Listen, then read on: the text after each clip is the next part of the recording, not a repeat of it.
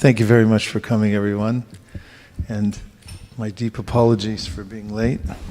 We just came from Google, and the program was a half hour later than normal because the room wasn't available till later. And it was hard to get out because people had so many questions near the end that I wasn't expecting. I have other excuses as well, but I'll save them for later. So, because Avantika is already sitting at the harmonium.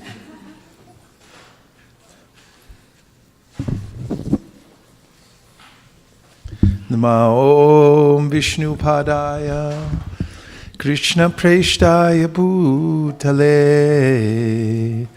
Srimate Bhaktivedanta Swami Niti Namine Namo Om Vishnu Padaya Krishna Preshtaya Bhutale Srimate Bhaktivedanta Swami Niti Namine Namaste Saraswate Deve Gauravani Pracharine Nirvishesha Shunyavadi Paschatya Deshatarine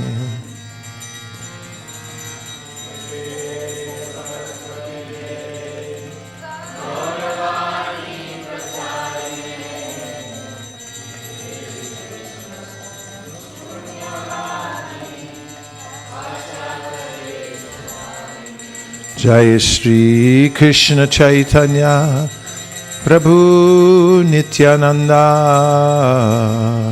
Shri Advaita Gadadhara Shivasari Gaura Bhakta Vrinda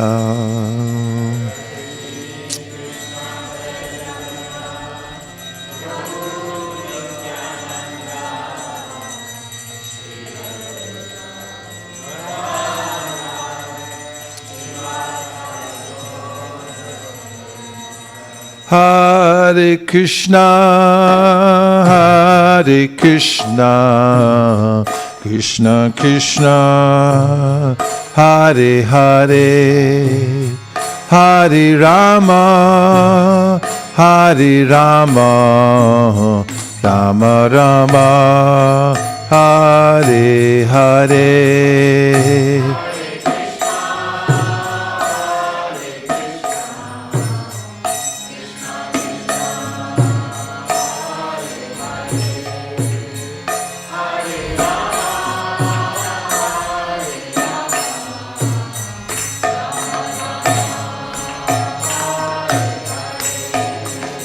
Hare Krishna, Hare Krishna, Krishna Krishna, Hare Hare, Hare Rama, Hare Rama, Rama Rama, Hare Hare.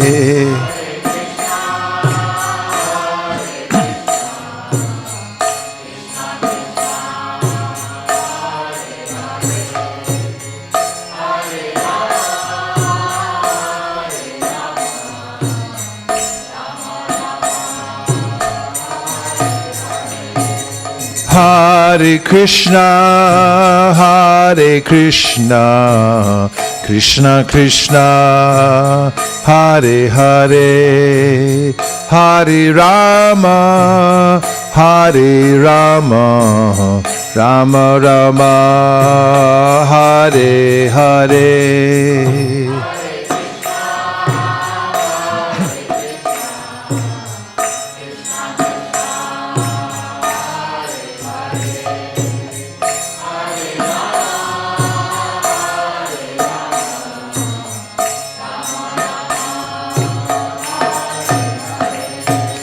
Hare Krishna, Hare Krishna, Krishna Krishna, Hare Hare, Hare Rama, Hare Rama, Rama Rama, Hare Hare.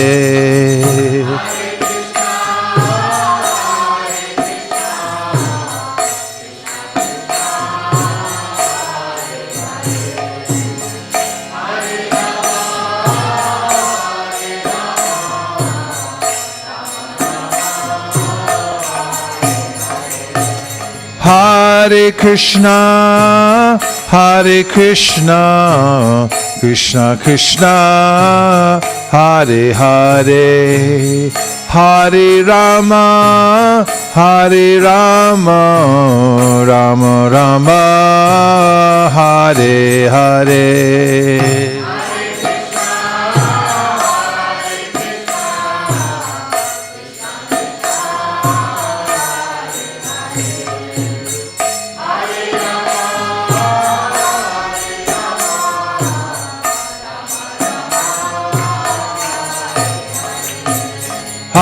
Hare Krishna, Hare Krishna, Krishna Krishna, Hare Hare, Hare Rama, Hare Rama, Rama Rama, Hare Hare.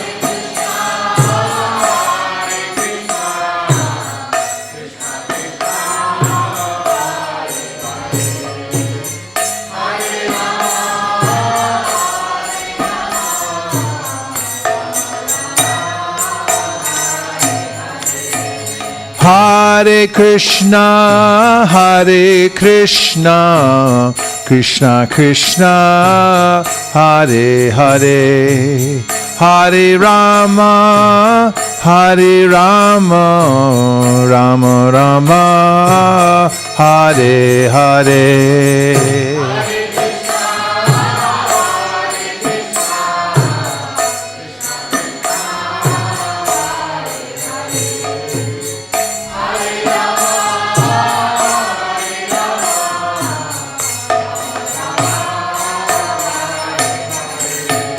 Hare Krishna, Hare Krishna, Krishna Krishna, Hare Hare, Hare Rama, Hare Rama, Rama Rama, Hare Hare.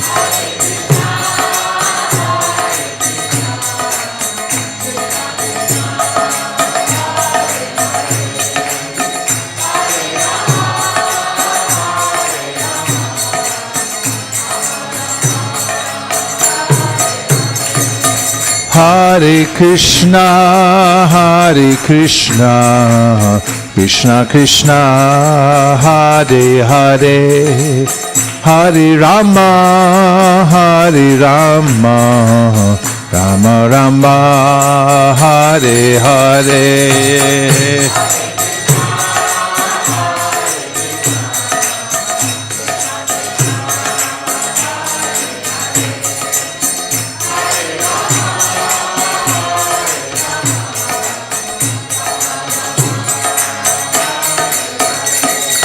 Hare Krishna, Hare Krishna, Krishna Krishna, Hare Hare, Hare Rama, Hare Rama, Rama Rama, Hare Hare.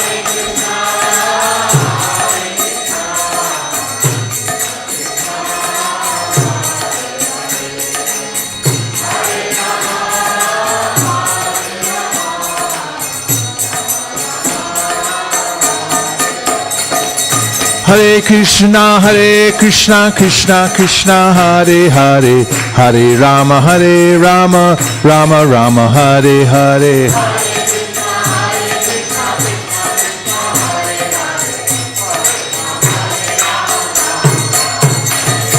Hare Krishna, Krishna Krishna, Hare Hare, Hare Rama, Rama Rama, Hare Hare.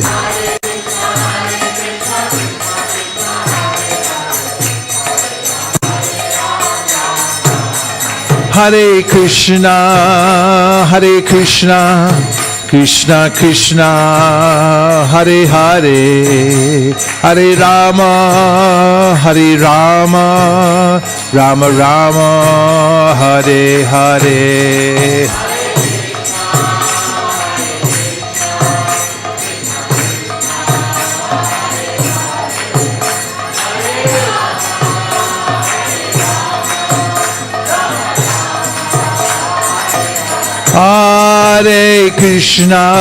Hare Krishna Krishna Krishna Hare Hare Hare Rama Rama Rama Hare Hare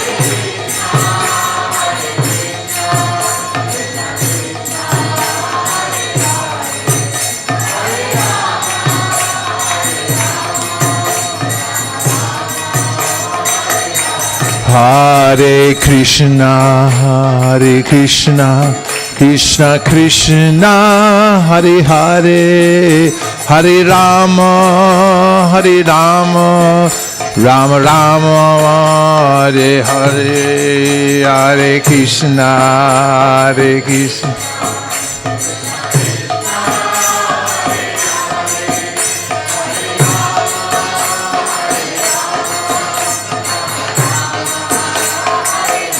Hare Krishna Hare Krishna Krishna Krishna Hare Hare Hare Rama Rama Rama Hare Hare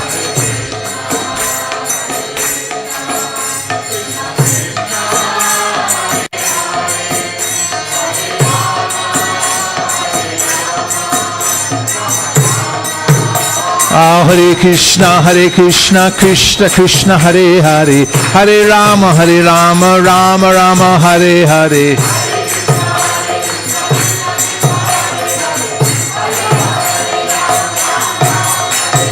Hare Krishna Krishna Krishna Hare Hare Hare Rama Rama Rama Hare Hare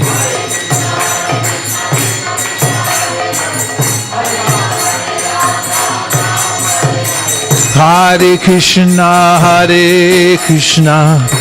Krishna Krishna Hare Hare Hare Rama Rama Rama Hare Hare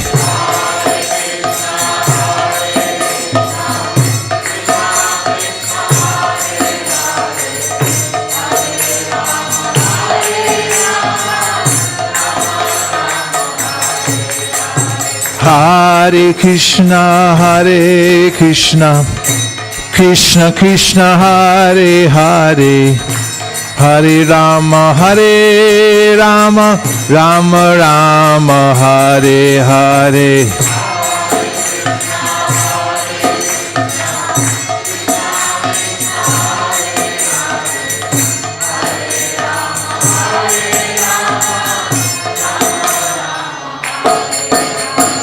Hare Krishna Krishna Krishna Hare Hare Hare Rama Rama Rama Hare Hare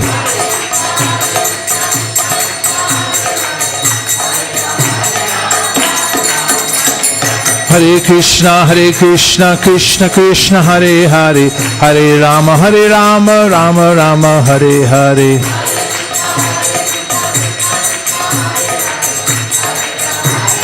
Nitai go Hari Bol Nitai go Hari Bol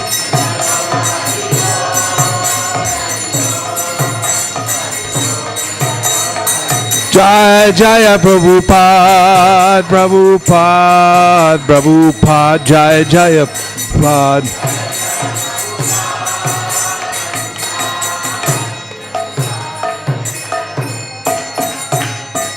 Nitai go Premanande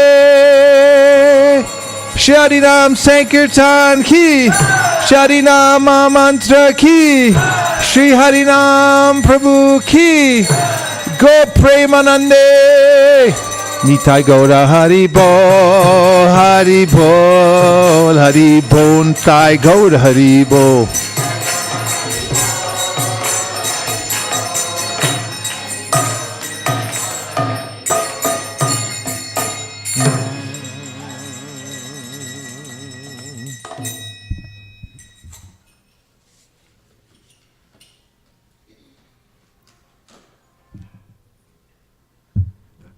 dedicate tonight's class to my dear friend and godbrother, Vaisesika Prabhu, who left his body a couple of days ago while riding on a train from Nepal back to Calcutta.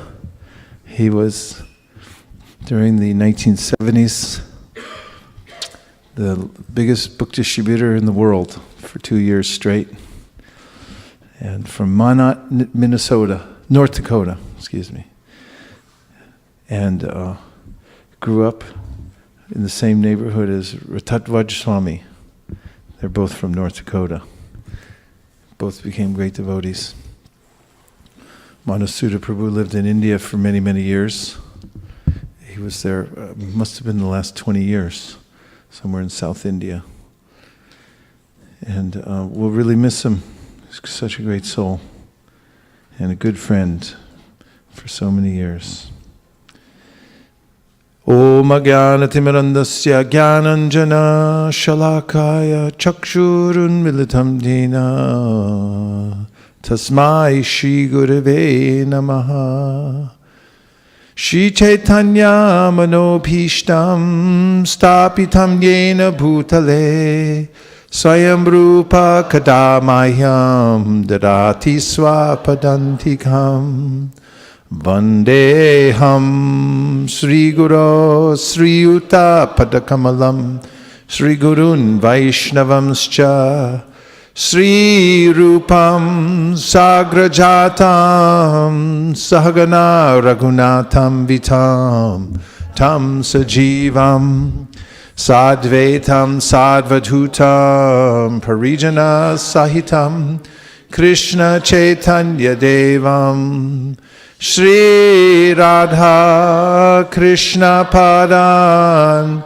Sahagana Lalita Shri Vishakhan Vitamscha He Krishna Karuna Sindho Dinabandho Jagatpate Gopesha Gopika Kanta Radha Kanta Namostute Tapta Kanchana Gaurangi Radhe Vrindavaneshwari Rishabhanu Sute Devi Pranamami Hari Priye Vansha Kalpatarubhyascha Kripa Sindhubhya Evacha Patitanam Pavanebhyo Vaishnavebhyo Namo Namaha Jaya Shri Krishna Chaitanya Prabhu Nityananda Sri Advaita Gadadhara Shivasari Gaura Bhaktivinoda Hare Krishna Krishna Krishna Hare Hare Hare Rama Rama Rama Hare Hare Go Premanande Haribo. I was thinking today how much Krishna likes the Bhagavad-Gita, because in the end of the Gita he says, whoever teaches this to others is my favorite amongst all. A devotional service really is a process of learning how to be being in favor with Krishna, in Krishna's favor, I should say. And there are a lot of things going for us. One of my recent revelations was in reading the 11th canto of the Srimad Bhagavatam and discovering that Krishna likes humans. So congratulations to all of the humans here. We invited a lot of animals today, but they didn't show up. And he says he likes the humans because they're special. Humans are special.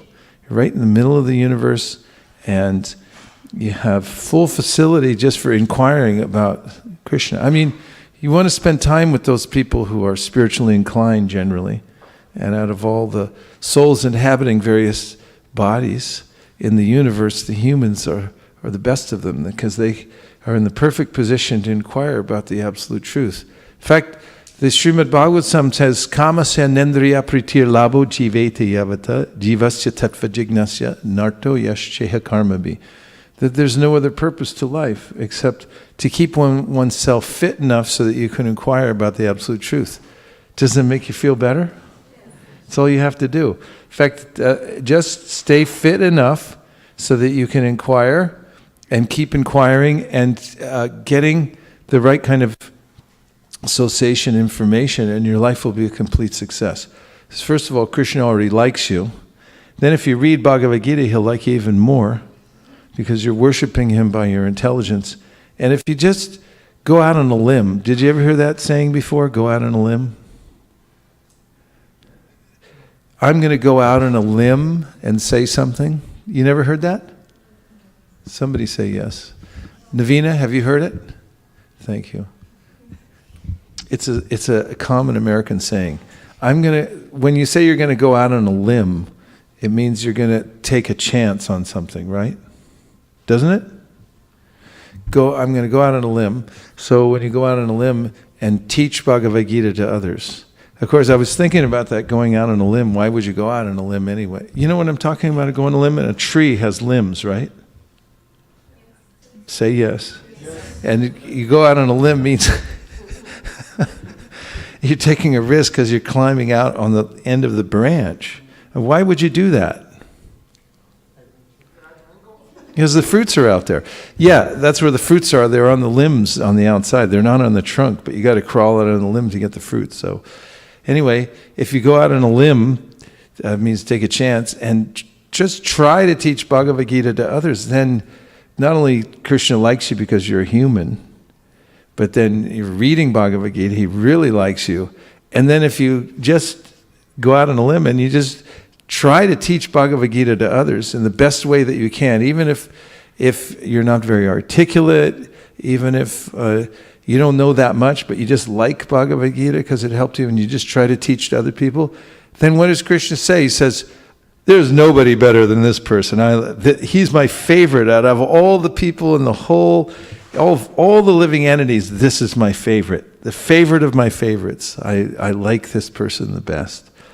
So it's really a good idea to, first of all, be a human and stay human. Stay in the human existence. Don't glide down even while you're in this body and act like an animal. And the second thing is to read Bhagavad Gita. And the third thing is just really take a chance and try to teach Bhagavad Gita to others. That's something that is highly recommended by Krishna to try. And then Chaitanya Mahaprabhu came along and gave this huge open order to everybody that if you just try everywhere you go, everyone you see, try some way or another to introduce them to the teachings of Bhagavad Gita and Srimad Bhagavatam and become a guru by doing that. Become heavy. You really become heavy with knowledge by trying to teach it to other people and then seeing how it all... you gain confidence because you see that living entities everywhere are actually interested in spiritual knowledge. They're really quite bored with the whole course of things in the material world, even if they become successful. And you don't get much more successful than living in Northern California because it's the best place in the whole universe. And of those places, Silicon Valley is the best. And of those places, I don't know, we'd say... well, materially speaking, I know Google's the best. I work for Google, so I have to say that. And so anyway, even if you're in the best of the best of the best material situations, it becomes boring. Not only that, today walking around, I went to a state prison in Arizona to visit an inmate there a couple years ago. And just to walk through one door required authorization by several people. They had to check several times. And I noticed the same thing today, walking around Google. You got to have one of these, sign in, who are you, where'd you come from, and then get in this door, next door, next door. And someone told me that it's actually, Bal Mukunda told me that, I think it was in some of the other companies, you can't even leave the area you're in, go in other areas. It's very restrictive. I mean, kind of felt a little prison-like in a way. I mean, it's very restrictive, the material world. You can't move around because there's a lot of doubt here. In fact, whoever thought a hijacking was a real jerk because he wrecked it for everybody. You know, the first person who hijacked the plane, and then they have that secured, they don't trust anybody anymore. And then when they started blowing stuff up, then everybody's got to be searched, sniffed, tested for every kind of chemical to see if it's on your hands. And when there's a lack of trust, when there's a lack of faith in people, love and trust, then everything gets restricted. You got to have ID. Back in the old days, we used to, you could walk to an airplane with somebody and go right on the plane until it was just about ready to take off, and you say, see you, bye, and walk back out the tarmac. There was an area an observation deck, you could just walk up there and wave to them as they were flying out. No more restriction.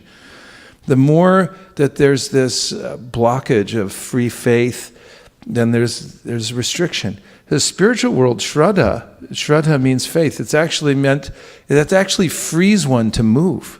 You can't move in this world without faith. People think faith is something amorphous, or when there's no reason, then, that's people just have faith. But actually, reason is an aspect of faith, but it's actually, it falls short. Because you exist and you know you exist, you believe you exist, but you can't prove it. There's no reasonable way to actually prove that you exist. But you have full faith in you exist, otherwise you wouldn't have got up in the morning. You wouldn't be walking around. And you have faith that you can move generally from one place to the next, although we take a lot of precautions when we do move around in the material world. That's why it's called durga, difficult to go. So we're on lockdown here. But in the spiritual world, there's no lockdown. It's completely free because the faith is complete and free-flowing.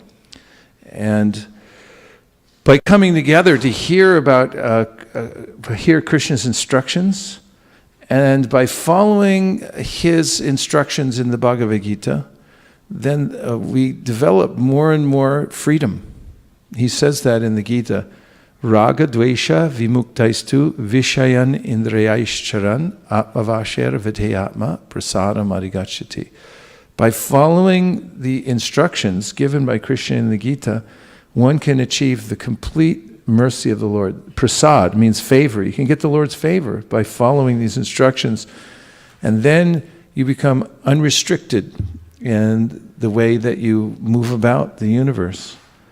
So it's a good idea to come together to hear about Krishna. Now tonight I want to talk about a specific verse because I keep coming back to it as a verse from which one can rally oneself. You like to rally your service, because from day to day we may encounter discouraging situations. Yes or yes? And so we can take help from Krishna, and if we take from the Bhagavad Gita particular verses and we live by them and we keep coming back to them, we take shelter of them. We can actually take shelter of a verse. Then we can get through each day, each week, each month, each year, and then an entire lifetime in the practice of devotional service, which gives one a great opportunity to rise above the three modes of material nature and come to the spiritual platform, which is the only place to be for living entities, because we really don't belong in the material soup. It's a very uncomfortable place to be. So the verse I'm thinking of, can you tell what it is? No mind readers? Try to guess. What verse am I thinking right now? Hold on, I'm going to concentrate on it really carefully.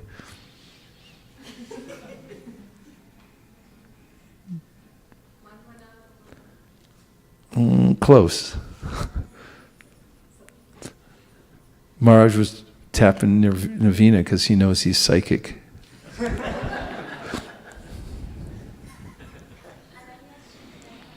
Pretty close.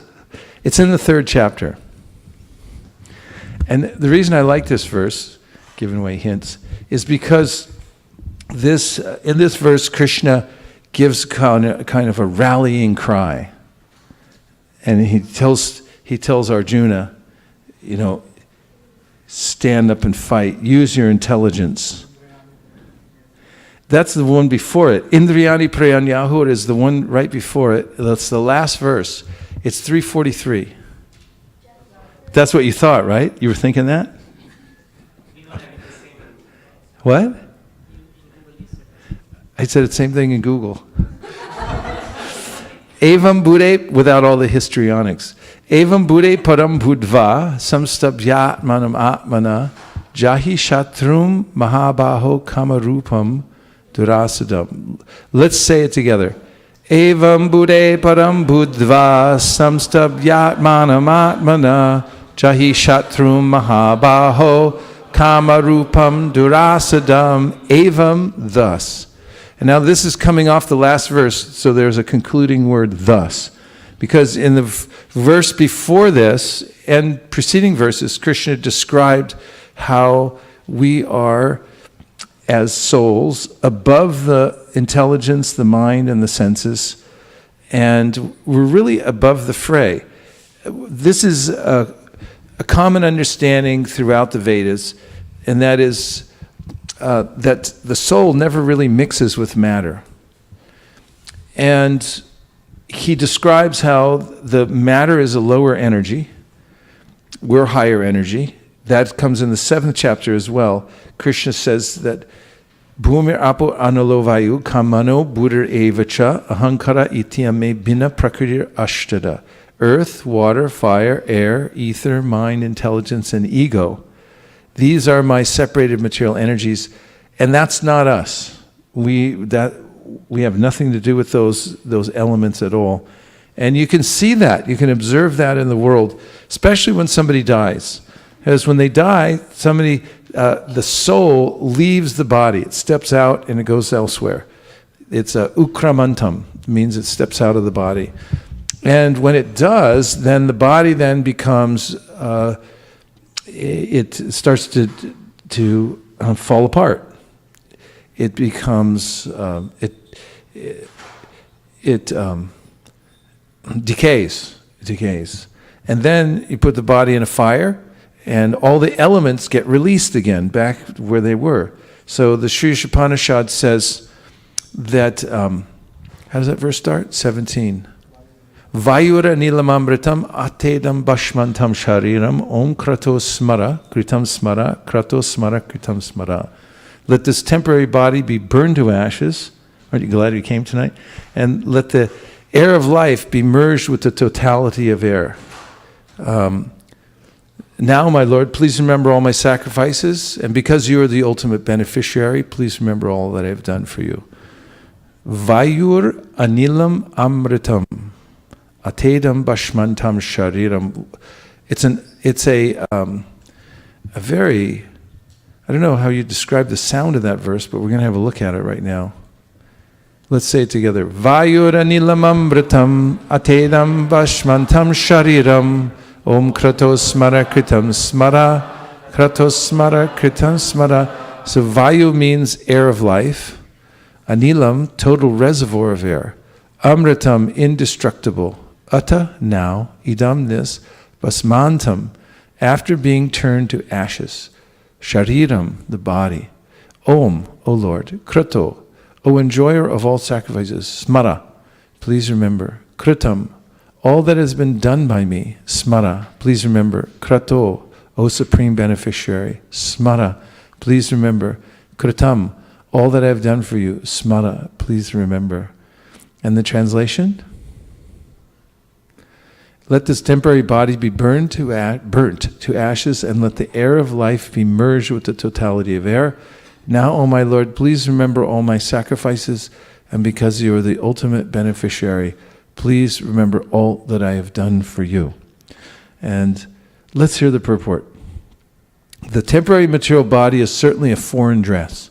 The Bhagavad-Gita 2.20 clearly states that after the destruction of the material body, the living entity is not annihilated, nor does he lose his identity. The identity of the living entity is never impersonal or formless. On the contrary, it is the material dress that is formless and that takes a shape according to the form of the indestructible person. No living entity is originally formless, as is wrongly thought by those with a poor fund of knowledge. This mantra verifies the fact that the living entity exists after the annihilation of the material body. Just revisiting the top of the paragraph, that the living entity is not annihilated, nor does he lose his identity. That's very reassuring, isn't it? Because there's a sense when I'm identified with my false identity, which happens to be this temporary body. It's not really me. And all the things that I think are mine, that I claim are mine, are not actually mine. They are, I'm only identifying with them as mine. But they come into my life because of my previous karma. What I deserve, I get. And what I don't deserve goes away. And eventually everything goes away. So no one can claim that they own anything or they possess anything. And one might think this sounds like a very dismal proposition, but actually it's a great relief to know that I'm not responsible for all this very complicated, for this complicated situation of trying to own and control matter. It causes a great anxiety. And in the beginning of the Ishopanishad, it is stated, I feel much better. What a relief. It is Isavasamidam sarvam yat kincha jagatyam jagat tena tyaktena bunjita magrada kasisuddanam. That everything, animate or inanimate within the universe, is controlled and owned by the Lord. One should therefore accept only those things necessary for oneself, which are set aside as one's quota, and one should not, what is the last part? One should, stereo, I can't understand you. One should not claim proprietorship over other things. That's not it. Everything in the universe is controlled and owned by the Lord, and knowing well to whom they belong. This is such a relief. Everything animate or inanimate that is within the universe is controlled and owned by the Lord. Just let that sink in for a second.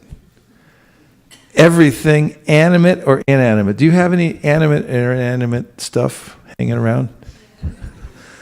Like what? Name some things. You got a computer, you got a phone, cars, houses, watches, pets, plants, relatives,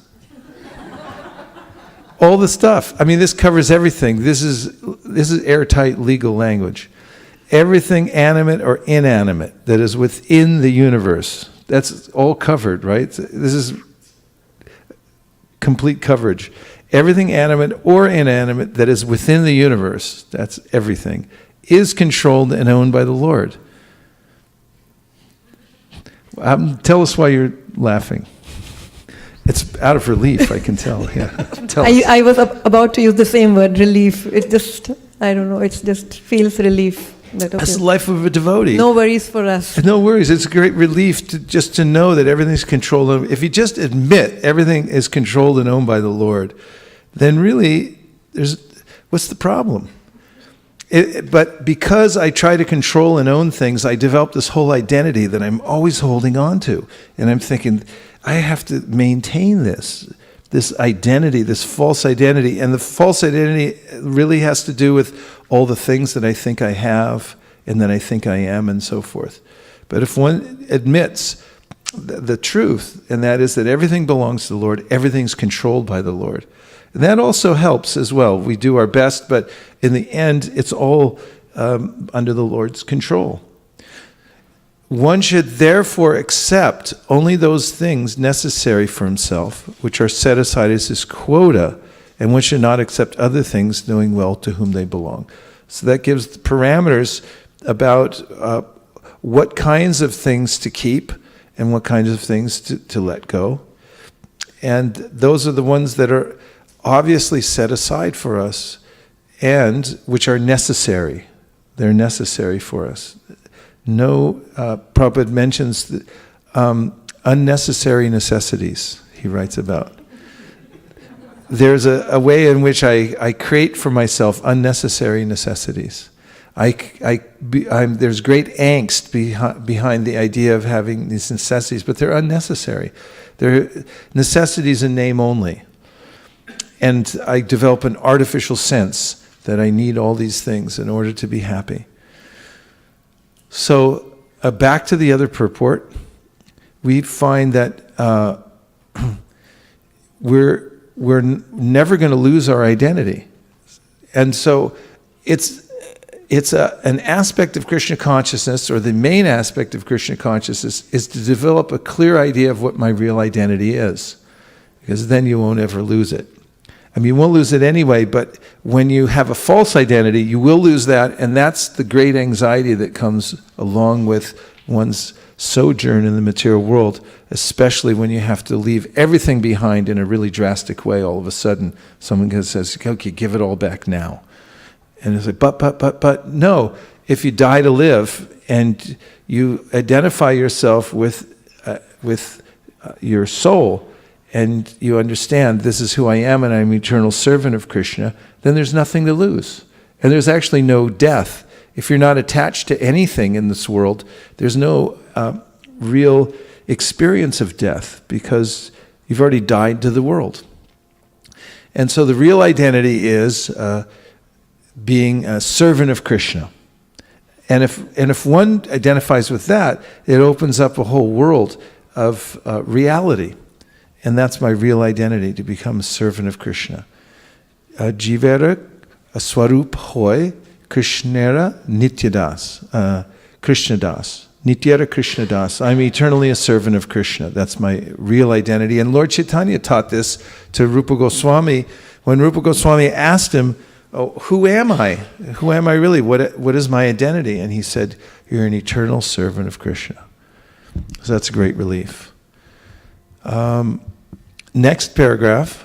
In the material world, material nature displays wonderful workmanship by creating varieties of bodies for the living beings according to their propensities for sense gratification. This we also find in the 8th chapter of the Bhagavad-Gita, where Krishna talks about how Arjuna asks what happens at the time of death. And there's a discussion there in the beginning of the 8th chapter about how we create various situations for ourselves because of the development of our consciousness. And when the consciousness develops in a certain way, then the material world accommodates us according to our consciousness. And when we have varied consciousness, we have varied accommodations in the material world, and we move from one to the next. And this is a disconcerting situation for an eternal soul, to move from one temporary situation to another. So, in the material world, nature displays wonderful workmanship by creating varieties of bodies for the living beings according to their propensities for sense gratification. Did you get your mind around that one yet? In the material world, material nature displays wonderful workmanship by creating varieties of bodies. Have you seen that? Varieties of bodies that display wonderful workmanship? Like which ones, for example? A giraffe. Have you ever seen a giraffe? Where'd you see it? In a zoo. I saw one in the wild last year when I was in Africa. A wild giraffe. And it was pretty remarkable. No one can really figure out how it got like that.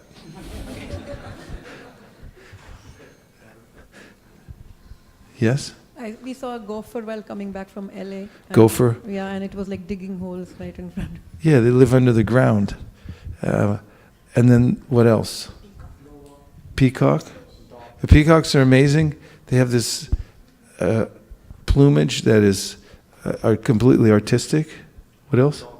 Dog.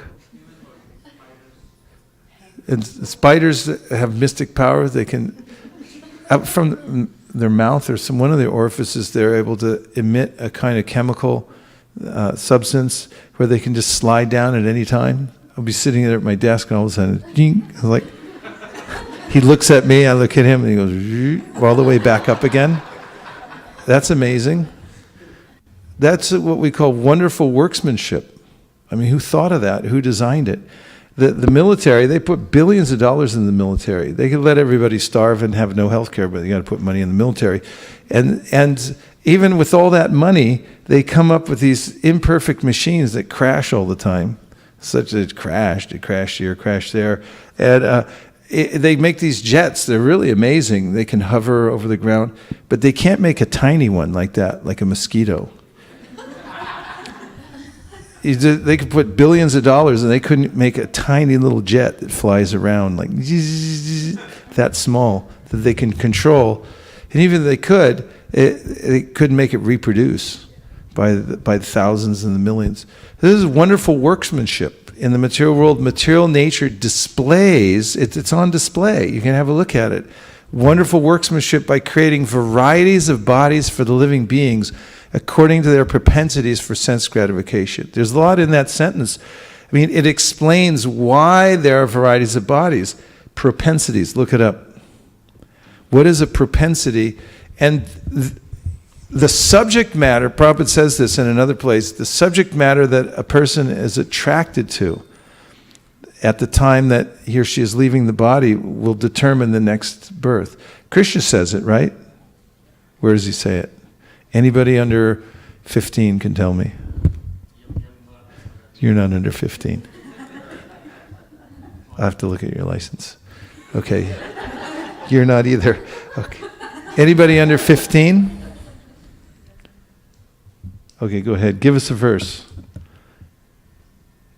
Yang yang vapi smaram bhavam.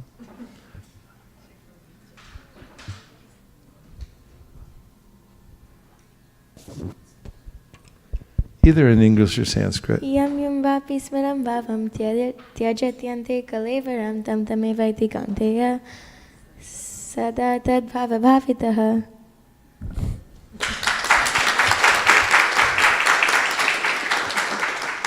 Okay, now can you please expound upon that? Just tell us generally what it means.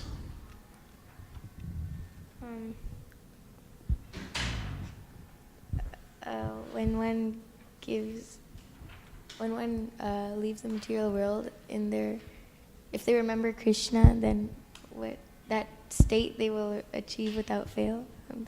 Yeah, whatever, young vapi, whatever they remember when they leave the body, that state will attain without fail. Thank you, very good.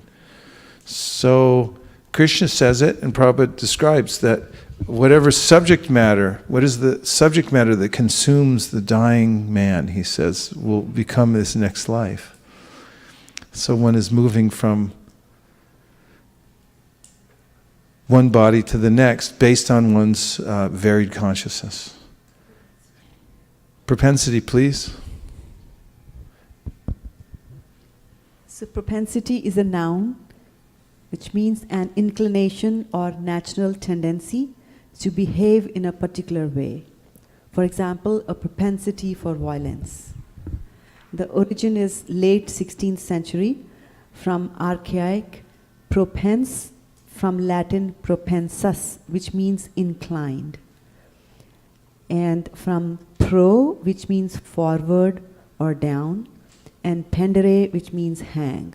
Hang? So hang forward. To hang forward. Like another. Pendere? Pendere means forward. What? Is it related to pendulum in any way? A pendant, yes, it says C pendant. Like a pendulum? Pendere means to hang, and it also says C pendant. Right? The pendant which hangs. A pendant which hangs. Yeah. So What about propendere pendulum? Look it up and see if it comes from the same place. Okay. So we're inclined in certain ways. We become inclined because of our association also, and how we cultivate our lives. So in the material world, living in material nature displays wonderful workmanship by creating varieties of bodies for the living beings according to their propensities for sense gratification. So there's a lot of weird stuff that can happen here.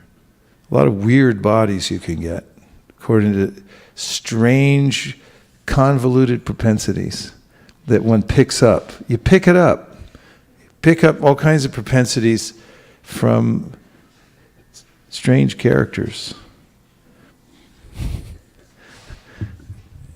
And it determines the kind of body you get.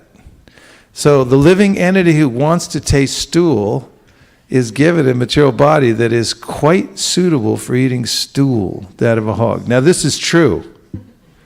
It's actually true and can be verified. There are living entities who get a particular body, and I always wonder how they can survive, because I see they live in sewers. You don't see it in America, but you definitely see it in India, in Vrindavan, in different places. There are ditches full of stool, and the hogs actually like it in there. They make noises, like they're all happy, and they just like it's a wonderful workmanship to design a body that you could survive in that. And it's quite a propensity too, to actually like that.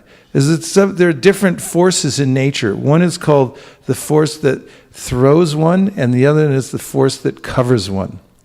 The throwing force means that you get pushed away from the higher association of Krishna and his devotees. And the covering potency means that then you get suitably covered so that you forget and you think that you're enjoying yourself in the material world. I mean, probably because this example of the lowest point, thinking that eating stool is nice. In fact, that's their main objective in life. And the more stool they find, the happier, the richer they think they are. The material in the Bhagavatam is described that gold is called yellow stool. That a materialistic person becomes attracted. It's like more and more gold. It's like, if I have that, I think it's a kind of an enjoyment. It's illusory. So the living entity who wants to taste stool is given a material body that is quite suitable for eating stool, that of a hog. So it's so accommodating. Material nature just accommodates. Then, similarly, one who wants to eat the flesh and blood of other animals may be given a tiger's body, equipped with suitable teeth and claws. I can honestly say I have no propensity whatsoever for meat, it's disgusting. And that can be cultivated. It's cultivated by association, by knowledge, and so forth. But there are so many people that find it repulsive to give up meat eating and think that it's actually a travesty, that it's a good idea to kill animals and eat meat and things like that. I saw a guy when I was coming out of an appointment the other day, I saw a man with a t-shirt, and it had a hunter with a big gun sitting in the bush, and he said, if God intended us to be vegetarians, he would have made broccoli more interesting to shoot. And so he was displaying a kind of propensity that he had. That he was proud of the fact that he had a kind of a killer instinct. And so this is a propensity he picked up somewhere. So you like flesh and blood, you like to kill other animals and so forth, the material nature will accommodate you. But the human being is not meant for eating flesh, nor does he have any desire to taste stool, even in the most aboriginal state. Human teeth are so made that they can chew and cut fruit and vegetables, although there are 2 canine teeth, so that primitive humans can eat flesh if they so desire.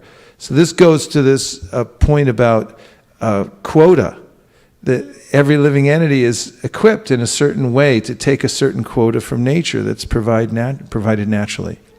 But in any case, the material bodies of all animals and men are foreign to the living entity. That they change according to the living entity's desire for sense gratification. In the cycle of evolution, the living entity changes bodies one after another. When the world was full of water, the living entity took an aquatic form. Then he passed to vegetable life, from vegetable life to worm life, from worm life to bird life, from bird life to animal life, and from animal life to the human form. The highest developed form is this human form when it is possessed of full sense of spiritual knowledge.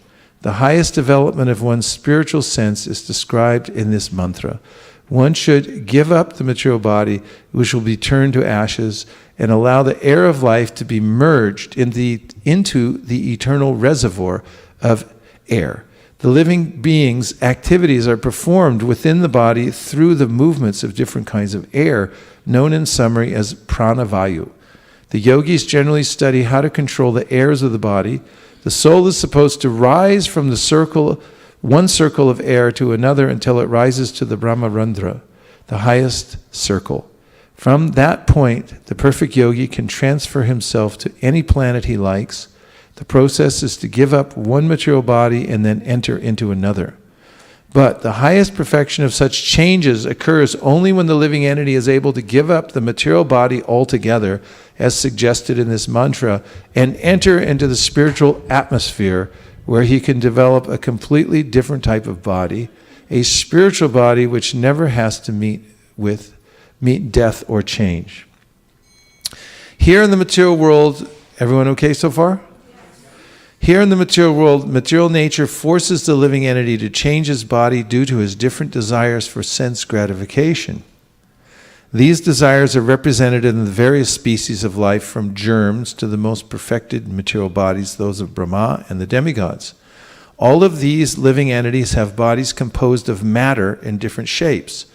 The intelligent man sees oneness not in the variety of the bodies, but in the spiritual identity. The spiritual spark, which is part and parcel of the Supreme Lord, is the same whether he is in the body of a hog or in the body of a demigod. The living entity takes on different bodies according to his pious and vicious activities. The human body is highly developed and has full consciousness. According to the Bhagavad-Gita 7:19, the most perfect man surrenders unto the Lord after many, many lifetimes of culturing knowledge. The culture of knowledge reaches perfection only when the knower comes to the point of surrendering unto the Supreme Lord Vasudeva. Otherwise, even after attaining knowledge of one's spiritual identity, if one does not come to the point of knowing that the living entities are eternal parts and parcels of the whole and can never become the whole, one has to fall down again into the material atmosphere. Indeed, one must fall down even if he has become one with the Brahmajyotir. As we have learned from previous mantras, the Brahmajyotir emanating from the transcendental body of the Lord is full of spiritual sparks that are individual entities with the full sense of existence. Sometimes these living entities want to enjoy their senses, and therefore they are placed in the material world to become false lords under the dictation of the senses. The desire for lordship in the material is the material disease of the living being. For under the spell of sense enjoyment, he transmigrates through the various bodies manifested in the material world. Becoming one with the Brahmajyotir does not represent mature knowledge. Only by surrendering unto the Lord completely and developing one's sense of spiritual service does one reach the highest perfectional stage. I'll read that last sentence again because it's getting to a remedial point. Only by surrendering unto the Lord completely and developing one's sense of spiritual service does one reach the highest perfectional stage. So Chaitanya Mahaprabhu gave a way in which everyone in the world can come to this point rather quickly. And that is, he through his teachings and the teachings of the Goswamis, showed how one comes to that point of surrender. So surrendering is a way of accepting things that are favorable for devotional service and rejecting things that are unfavorable.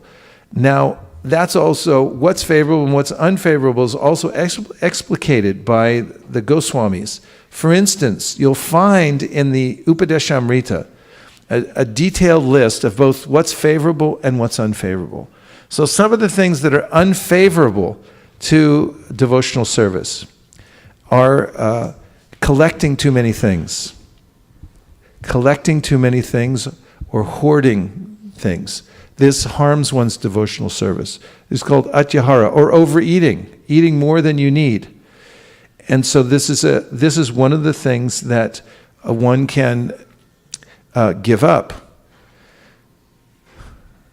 There it is in the scripture, right in front of us. It's detailed. Go back up.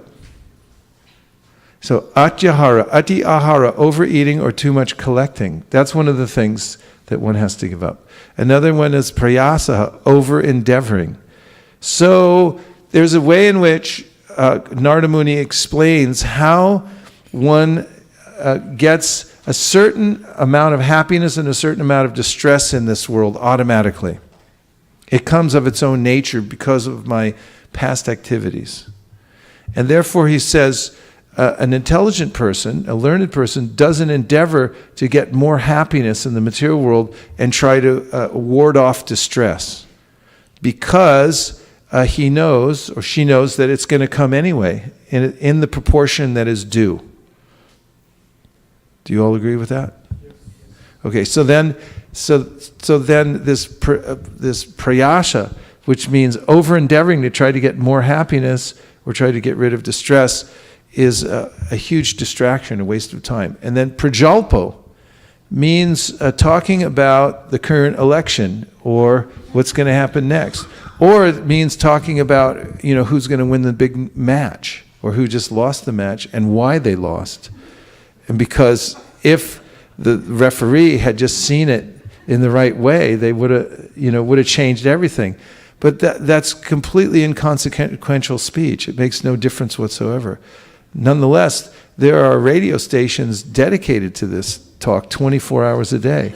And people are willing to tune in. Before the game, they'll tune in to speculate about what might happen and who might do what. And after the game, they speculate about what could have happened if such and such had done this or that. And it goes on constantly. So the world practically in every sphere is filled up with prajalpo. It's unnecessary speech. Idle talking. Look up idle, and we'll know what idle talking means. So idle talking has no real purpose. This is something that you can consciously give up. You can reform your speech, make it impeccable. Impeccable speech comes from the Latin impecciare, which means without sin. And it's so powerful that if you just reform your speech, everyone would go like, what happened to such and such? She only talks about Krishna and service. And like when I tried to bring up this other subject, we were trying to talk about the match, and she just walked away. That's something you can do something about, right? This is a process of surrender. What does idle mean? Now remember, this is in relation to talking. Did anybody talk today at all? Have you ever spent a day without talking? No. Not even one day? That's amazing. We talk a lot. So let's find out what the difference is, because this could make all the difference in the world. If you switch from idle talking to talking about Krishna and things related to Krishna, this is one of the tenets of surrender. And you can actually go back to Godhead just by doing this one thing. When you walk out the door today, you're not obligated to speak prajalpo, although your tongue may try to convince you otherwise. Go ahead. What does it mean? So idle as an adjective means characterized by inaction or absence of significant activity. For example, at no time in the day must there be an idle moment. In terms of a person avoiding work or lazy, not working, unemployed, not active or in use. Then in terms of money, idle money is held in cash or in accounts paying no interest. Pointless. Speech that pays no spiritual interest. Yeah. As a verb, spend time doing nothing. Run slowly while disconnecting from a load like an engine's. Then cause an indent to be idle. Take out of use or employment. He closed the newspaper idling 2,000 workers. The origin is Old English, which means empty. Empty. Useless. Useless. From Dutch idel, which means vain, frivolous, useless. And from German itel, which means bare or worthless. Worthless, bare. Idle talking. Does everyone know what idle talking is? Yes. Maharaj, I have a question. What if people think that we are intentionally ignoring, if you don't want to do Prajalpa, they think that, you're intentionally ignoring me. Who thinks that? Other party, right? Like, what's the other party? Who is he? It could be relative, it could be friends. Who? It could be relative, it could be friends. Okay, so Prabhupada explains that. He says, So you engage, you associate with, there's obligatory association that you'll have in part of your life. And he says, so you say, yes, sir, this is in the 7th canto when he's describing Varnashram. He says, people talk to you and all this kind of stuff that you're obligated to talk about at various times in your life. And you say, yes, very good, thank you very much, sir. But you really, you're only officially speaking. You're not leaning into it. Like, wow, this is really interesting. I love talking about these cricket matches and the movie and things like that. But it's official speech, and you keep it contained like a fire. It doesn't get out of control and that consume you and things like that. But you don't become until you become at the end of your life. If you become like Judd Bharat or Paramahamsa, then you can put rocks in your mouth and walk around just like wow. And not say anything to anybody. But while you're interacting with the world, you do so very carefully, and with the obligatory people, you're official. And you may extend yourself in this way or that, but you don't really mean it. It's just to fit into the social context. And it's limited, not unlimited. So, atyahara, prayasa, prajalpa, then niyamagraha, which means to make sure that you're following the scripture in meaningful ways and you're not neglecting things. Don't become neglectful of the rules and regulations. And also don't follow them just out of a sense of meaningless ritual, but actually think about it, put your heart into it. And then janashangash, which means unnecessary association with worldly-minded people, right? And then laulium, ardent longing or greed. So here's 6 things. These are practical. You can make a list, put them on your mirror, and say, and then define them. What are the things in my life that resemble these? Do you have any ideas? When I was speaking about these things, did you have any inkling about areas in your life that you could possibly you could trim things back and make an improvement? You thought about it? You thought about it? You want to give any specifics? Maharaj? Here comes the mic. It's coming right back to you. Hare Krishna. Thank you, Prabhu. I think this is a very relevant topic. I was just remembering that Srila Bhaktivinoda Thakur describes different kinds of idle talks, and he said one of the worst ones is criticism, especially criticizing devotees. And I know that it's very typical in religious organizations, this kind of gossip. Actually, this is the big problem in the material world, also even in the professional world. Those people who are involved in gossip, they consider to be wasting their times. And the worst type of gossip or prajalpa in our society is criticizing devotees. And really what's happening when we do that, because there is no obligation of taking responsibility, just trying to show that I'm better than someone else. So I think this is like really important type of prajalpa we have to give up in our society. Thank you. That's really helpful.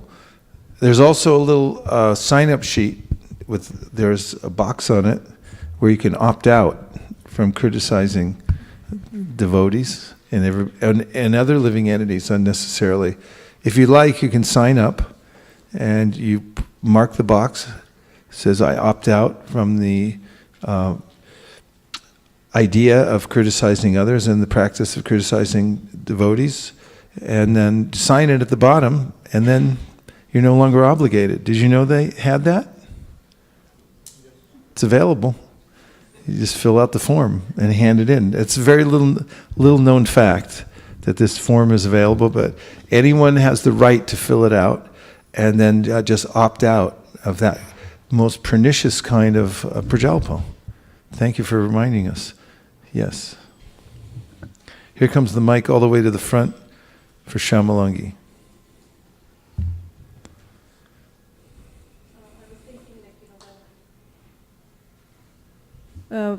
If we really want to criticize, like Krishna has given so many demons, like you were talking about Dhenukasur the other day, and so we can talk if we really have to. They have, we can probably criticize them and. You can criticize demons, and you notice that the acharyas, they're so enlightened that when the demons criticize Krishna, then using their expert grammar in Sanskrit, they change the words. So they were actually glorifying Krishna.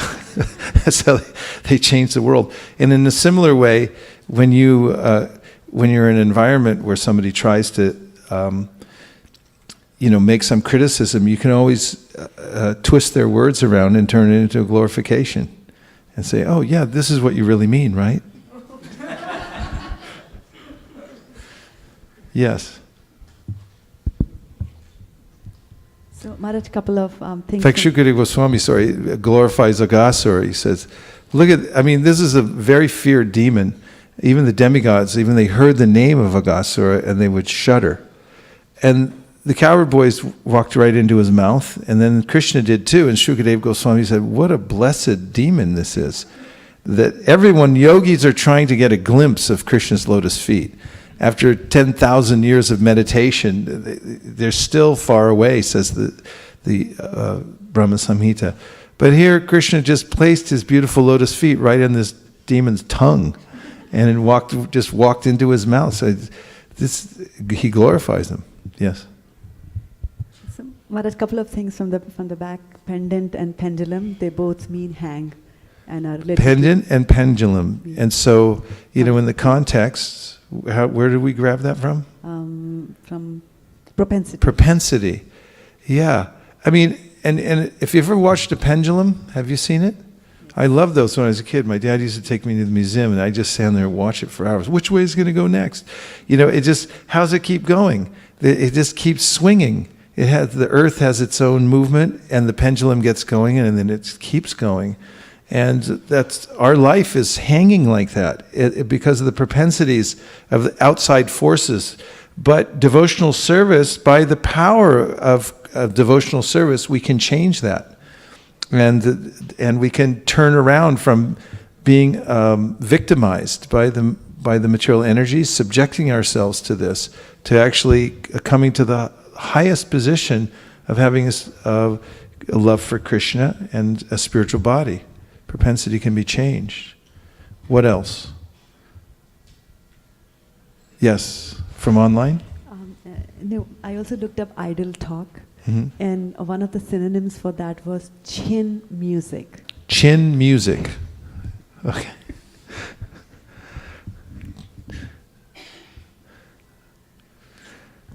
Okay, so now go back to 343. Because I had a point to make, and that is, here Krishna says, Evam Buddhe Param Buddhva. Thus, and I think that's where we jumped off from this verse at thus, and we went into other directions. And then Buddhe, to intelligence, Param, superior, Buddhva, knowing, Samstabhya, by steadying Atmanam, the mind, Atmana, by deliberate intelligence. Jahi, conquer, Shatrum, the enemy, Mahabaho, Almighty armed one, Kamarupam, in the form of lust, Durasadam, formidable. And here's the translation. Thus knowing oneself to be transcendental to the material senses, mind, and intelligence, O mighty armed Arjuna, one should steady the mind by deliberate spiritual intelligence, Krishna consciousness, and thus by spiritual strength conquer this insatiable enemy known as lust. And here's Prabhupada's purport. This third chapter of the Bhagavad-Gita is conclusively directive to Krishna consciousness by knowing oneself as the eternal servitor of the Supreme Personality of Godhead without considering impersonal voidness the ultimate end. In the material existence of life, one is certainly influenced by propensities for lust and desire for dominating the resources of material nature. Desire for overlording and for sense gratification is the greatest enemy of the conditioned soul. But by the strength of Krishna consciousness, one can control the material senses, the mind, and the intelligence.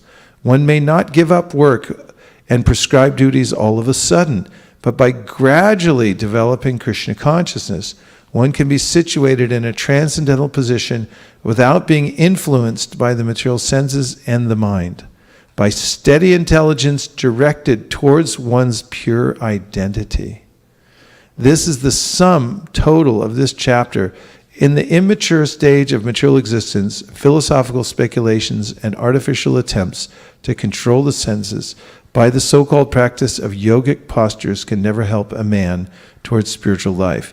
He must be trained in Krishna consciousness by higher intelligence. He says, by steady intelligence directed towards one's pure identity. So, now just tell me what you heard from the purport. Yes.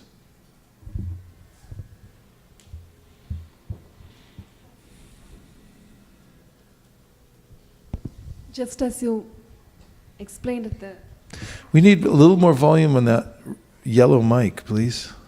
Just as you explained the beginning of the class, how you went to the prison house and then you gave program at the office today, and then you felt the same connection.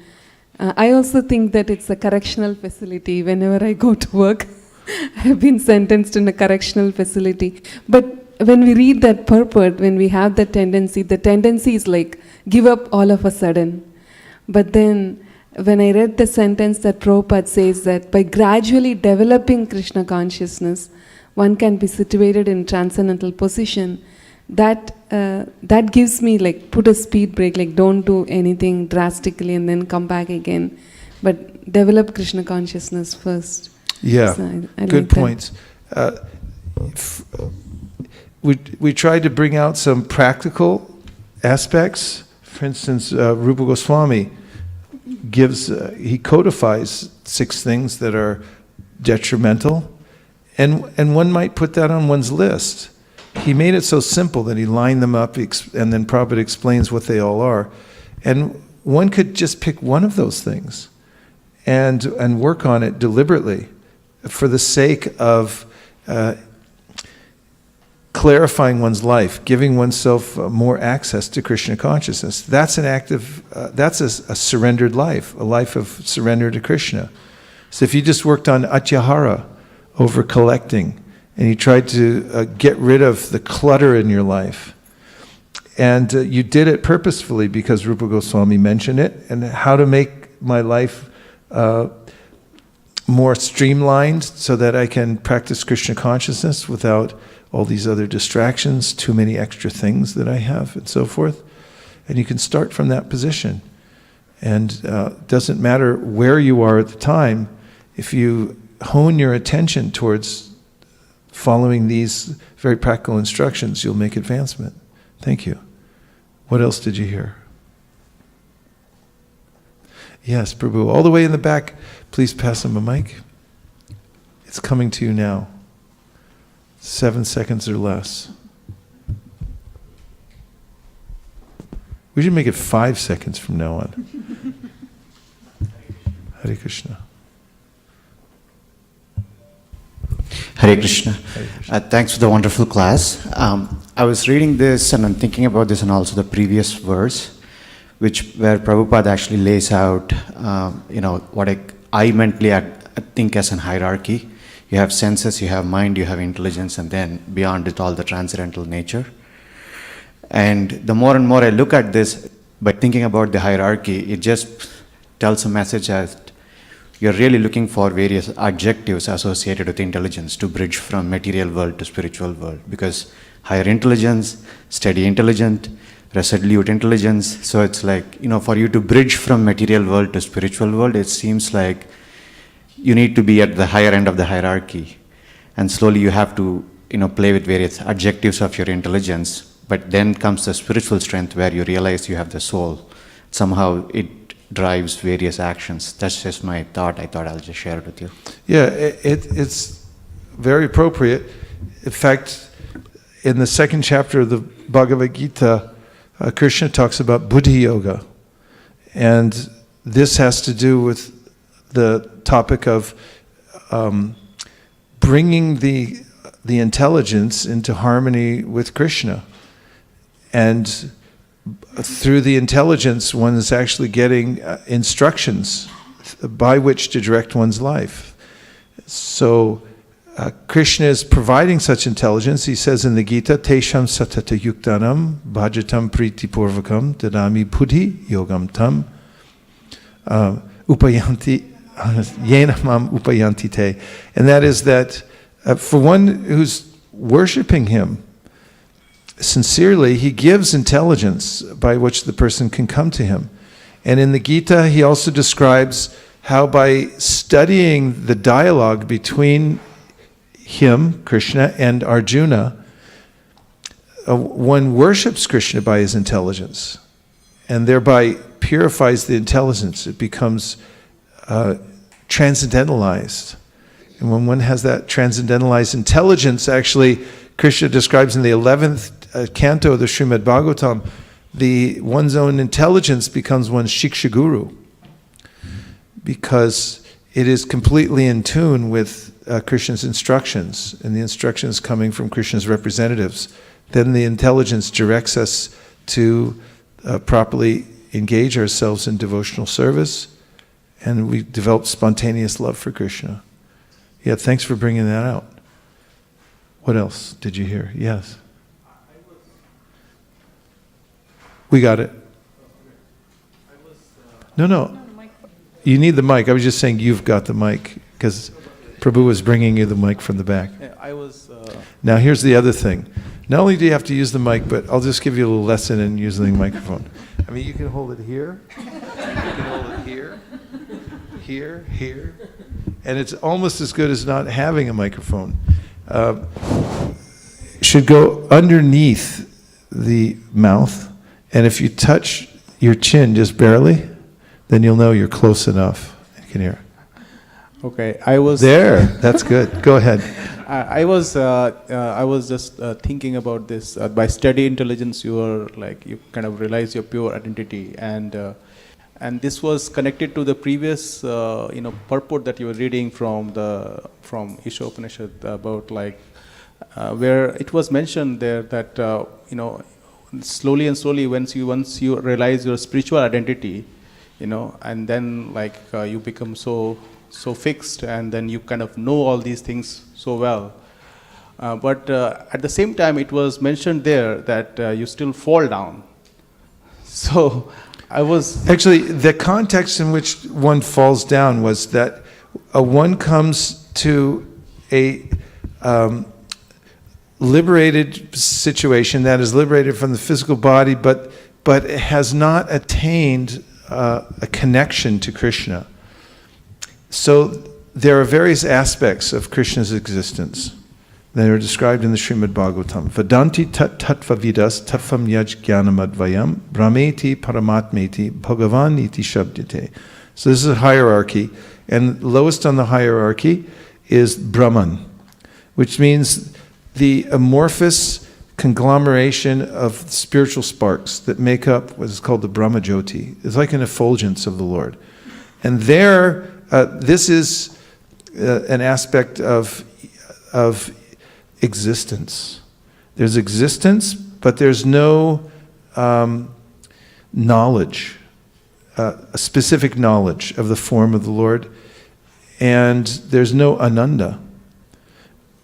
So from that position, the living entity, because of lack of ananda, which means relationship, spiritual relationship, the living entity can fall down again. This is confirmed by the demigods who are offering prayers to Lord Krishna within the womb. You'll find it in the 10th canto, 2nd chapter.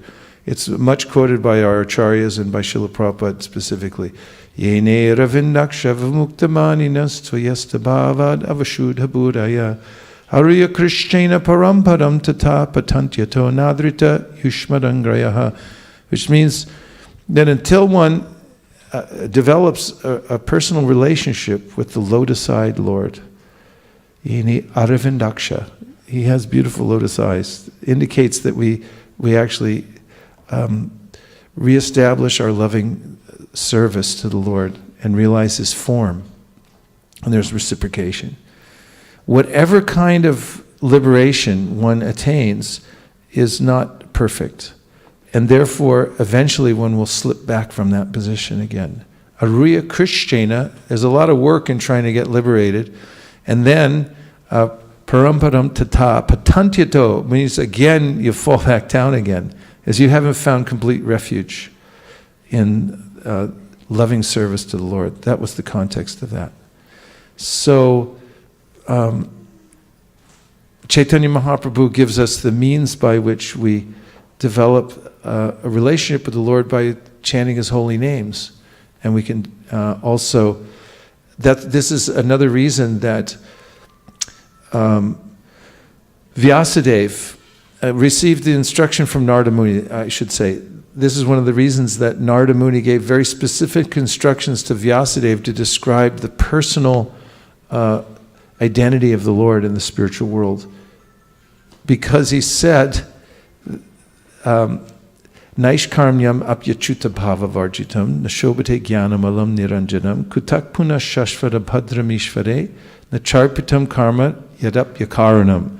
And that is, even if you come to this position of understanding that I'm not the body, and you do non-fruitive work based on this idea, naishkarmyam, it means you're working without karma, naishkarmyam apyachuta bhava varjitam.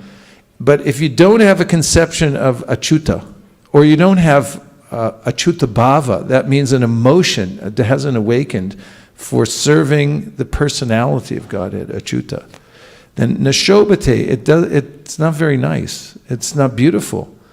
Nashobate jnanam alam niranjanam kutak puna shashva. Then he says what to speak of somebody who's engaged in material activities. There's only peril in that altogether. So Chaitanya Mahaprabhu's teachings are very important because they bring people immediately to the position of Bhagavan, understanding how to approach Bhagavan through the process of hearing Srimad Bhagavatam, chanting Hare Krishna, and most importantly, taking Sri Krishna Prasadam. And on the other activities of Krishna consciousness, also including deity worship. It's very rare that people get to see the form of God, and they don't even understand it. Some cultures completely deny that there is a possibility of seeing the form of God. In fact, they're repulsed by it, and they go out of their way to destroy it whenever they see it, because they consider it sacrilege to try to define the form of God. This culture is so developed that there are accurate descriptions of the personality of God and a means by which one can actually worship that form called archa, because the Lord manifests Himself through matter so that although I haven't developed my spiritual vision to see Him everywhere and to have that relationship, I can have a relationship with Him through His manifestation in matter, where one can see Him and touch Him. For instance, the other night we had this bathing ceremony. When was it? Monday, right? Yeah, so Monday we had this bathing ceremony, and there you have the beautiful form of the personality of Godhead. And He's decorated with, we put here, we learned it from Madhukanta, I guess. They put this garland of grapes around. He's wearing a little gamcha. You can see His form. And, offer incense. It smells nice. And then there's flowers. And they start pouring these substances. And there's honey running down. There's tulsi leaves.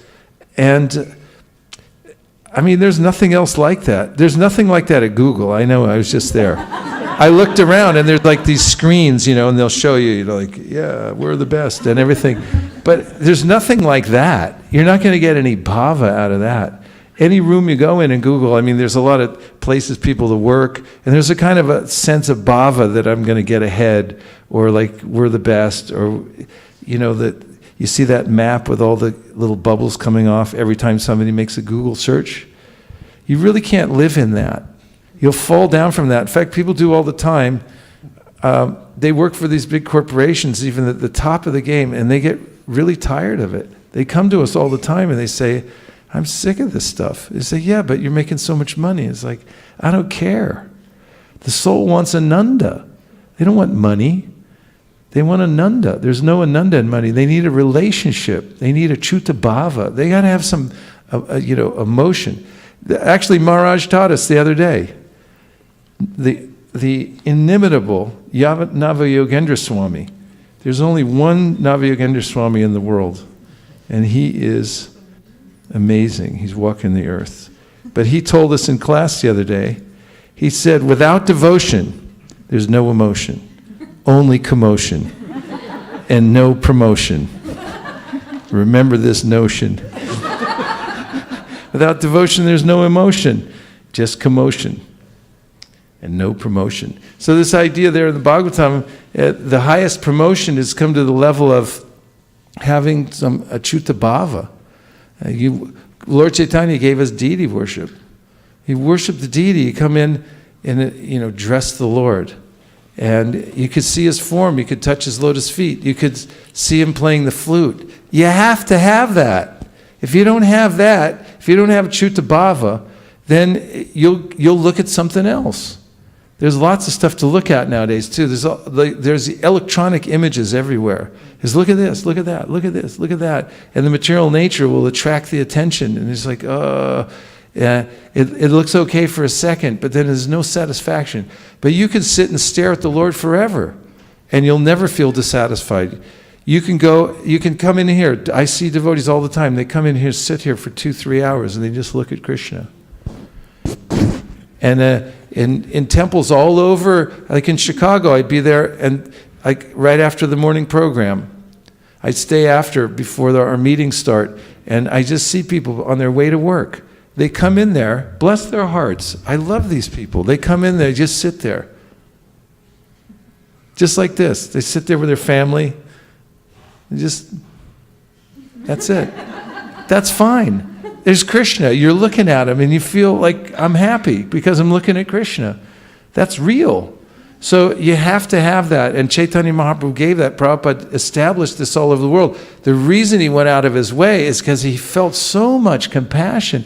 He felt so bad. People are starving. It's like seeing people with no water. And they're dying of thirst. And I remember the first Back to Godhead magazine I got. I was looking and I was thinking, they went out of their way to make this available to people. They made a magazine out of it to show us how to do this. And we should have a lot of gratitude for that, for Krishna and for his representatives who come everywhere. And Prabhupada painstakingly, in fact, yesterday was the day he got on the Jaladuta, right? I mean, what compelled him to get on that boat and come over? He wrote about it. He said, I can't stand that people are suffering. And Shukadev Goswami is described in the very second verse of the Bhagavatam. It's like, only out of compassion did he walk off into the world. He needed to give it to people. He couldn't stand it that people didn't have it. That's the Sankirtan movement. That's what gets the devotees here to go out all the time, is they experience it for themselves, that people are so thirsty. And you might think, well, they have everything. They're not unhappy. But for devotees who are chanting Hare Krishna and seeing the deities and taking Krishna Prasadam and associated with devotees, they actually feel compassion because they see for themselves that people really don't have anything. They're starving. That's what Prabhupada wrote before he came to America. He said, people are sitting in their homes and their apartments and they're looking down the road wondering, when are Nitai and Gaur going to come and save me? That was Prabhupada's vision. So, unless one has that engagement under the network of pure devotees who actually know what Krishna's love is and know how to love him, and can then take up the apprenticeship, we're apprentices, take up apprenticeship in devotional service and do that, you'll fall down every which way. You have to be fully engaged in that. You have to actually be getting a taste. That's what to speak of those who are in the Brahmajyoti. There's nothing there for the soul to repose in eternally. And the materialists, they're just grinding their head on the wall, trying to get in through doors. It's like click, click, let me in that place, and click, click, let me out. Can I go now? No, you stay a few more years. And then, okay, now you go and just leave. And it's a very merciless kind of environment, especially nowadays in the material world. So people really need this. They have to feel compassion from the devotees. They have to receive this knowledge. Yes, you've had your hand up for a while. Sorry about that. Hare Krishna Prabhu. So I had two questions. First is, in the immature stage of material existence, philosophical speculations and artificial attempts to control the senses by the so-called practice of yogic postures can never help a man towards spiritual life. So, but sometimes, devotees like to practice yoga for various purposes. So, how do you look on this, Prabhu? I mean, practicing yoga and trying to... You practice yoga, and then while you're practicing yoga, listen to a lecture of some enlightened, pure devotee speaking about Krishna, and then you're fine. Okay, thank you. But if you practice yoga and you think that you're going to attain some state of nirvana by that, that's not even what the practitioners of yoga wrote about. They just talked about yoga as a means. You practice all these asanas so you can sit still long enough so you can actually introspect and start to perceive that you're not your body, and then you start looking for the super soul. But yoga, the yoga that's taught nowadays, people in leotards and, coming in and saying, it's like, how you doing? I'm doing pretty good. How are you doing? There's sincere people who practice yoga and they're trying, but they gravitate towards trying to understand what's behind it all. And second thing is the last line, he must be trained in Krishna consciousness by higher intelligence. So what are the sources of higher intelligence? Bhagavad-Gita. It's the culmination of all spirit. In fact, in the Bhagavatam, Prabhupada describes it as the Vedic Intelligence, Srimad Bhagavad-Gita. He calls this the Vedic Intelligence, and it's Bhagavad-Gita. So that's all of Krishna's, he lays it out there. Here's the brilliant intelligence of the Supreme Personality of Godhead in words, in spoken word, written down for you. And if you read Bhagavad Gita every day, especially the verses and the purports given by Prabhupada, you'll develop that same intelligence. That's how it transfers to little jivas. That's what we're built for, actually. This whole machine we have here, this is specifically built to listen to Bhagavad Gita. That's what it's there for. And when you listen to other stuff, you put yourself instead of, other kind of boxes that put out other kinds of energy. That's why you feel so crummy afterwards. But if you sit in front of the Bhagavad Gita for an hour, 2 hours, you can do it for a month. You could do it for a year. You could listen to Bhagavad Gita for 10 years and you'll just feel better and better, and your intelligence will become stronger, because that's what you're meant for. Yes, Maharaj?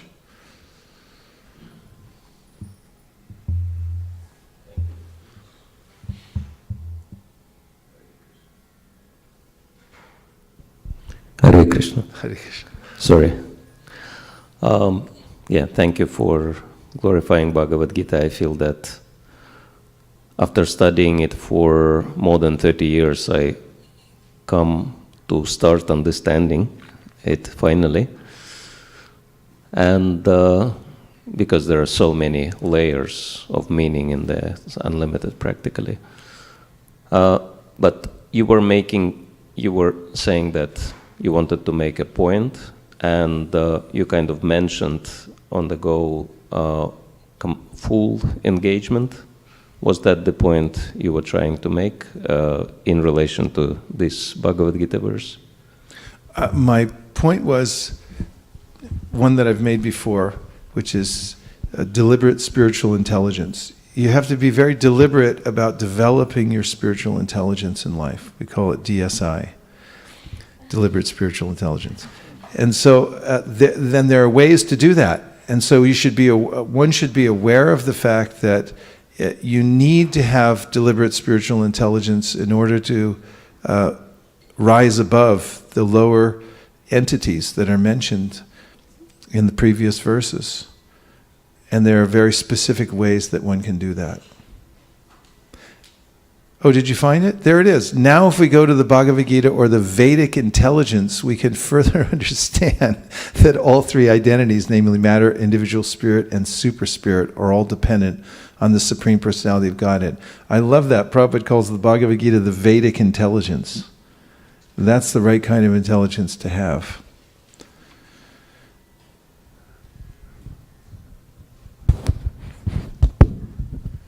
Hare Krishna. I think you mentioned one line which caught my mind. It said, your own intelligence will become your Shiksha Guru. Yeah, I mentioned that from the 11th canto, Srimad Bhagavatam. And just the other line that we just talked about was develop Krishna consciousness through a higher intelligence. So what I am not able to discern is, and now you definitely refer to Bhagavad-Gita as the source of higher intelligence. So how do you relate it to your own intelligence becomes your Shiksha Guru? Is it my vasanas that lead me to reading the Bhagavad-Gita, or is it a very purposeful choice that I make? Any elaboration? Okay, yes. Our intelligence, when purified by contact with Bhagavad-Gita, with the devotees, through hearing especially, Krishna mentions this is a cleansing process, Chaitanya Mahaprabhu mentions it also, then the intelligence becomes clarified, then it becomes, it helps to direct us towards Krishna consciousness. When the intelligence becomes contaminated by material association, it becomes extremely clever at devising ways to enjoy material nature. That's what material civilization is based on, and contaminated intelligence. It's amazing the kind of things that we're creating these days, but they're retrograde because they don't actually help the soul, but they're very creative. But when the intelligence becomes purified, then we utilize all of the expertise that we have and the higher knowledge that we have to serve Krishna. And it forms a nexus. The purified intelligence then becomes our friend, Krishna says. And it becomes an aid in helping us move forward in the process of Krishna consciousness. It can be directly experienced by those who practice the hearing, submissive hearing. Because if one regularly hears from Krishna, from the Bhagavad-Gita, in the association of devotees, and deliberates like we're doing now, one will see how one's intelligence is becoming more useful and showing us how to make good decisions. And we become properly directed. And that makes an upward spiral. Thank you very much. Nice questions. We have about 10 seconds. Yes, Navina.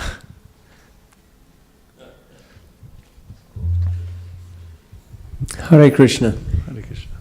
Could you elaborate on what is the difference between, you mentioned these 6 processes that are not encouraged by Rupa Goswami.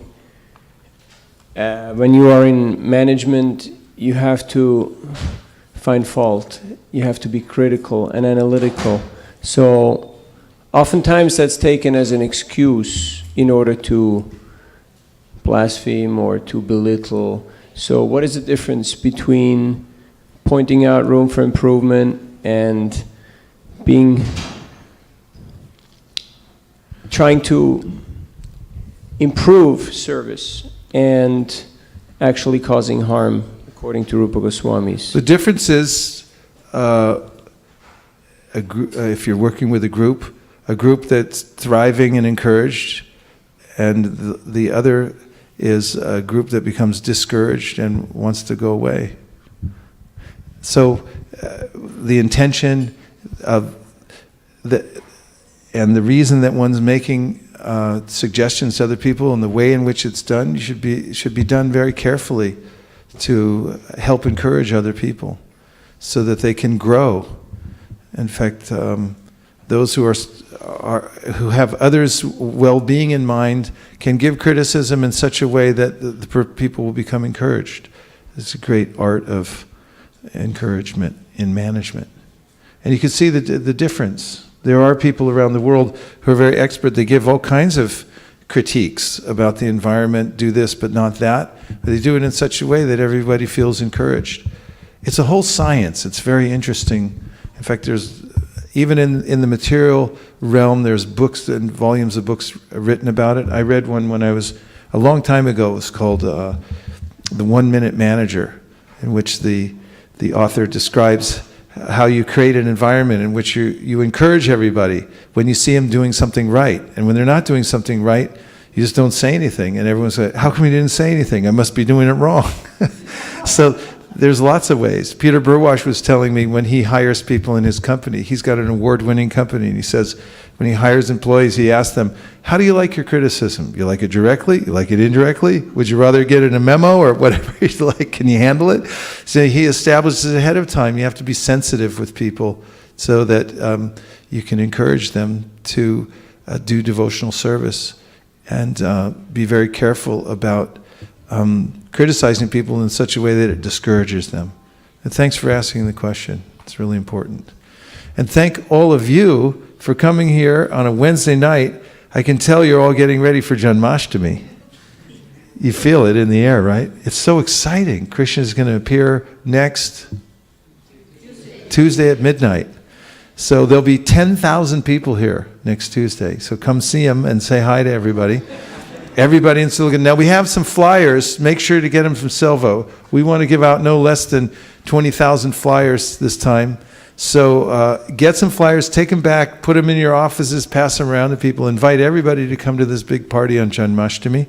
We only get a limited number of Janmashtamis during this lifetime. So please, let's take advantage of every one of them. Thank you very much. Gaur Premanande Haribo. Nitai Gaura Haribo. Haribo. Haribo. Nitai Gaura Haribo. Nitai Gaura Haribo. Haribo. Haribo. Nitai Gaura Haribo.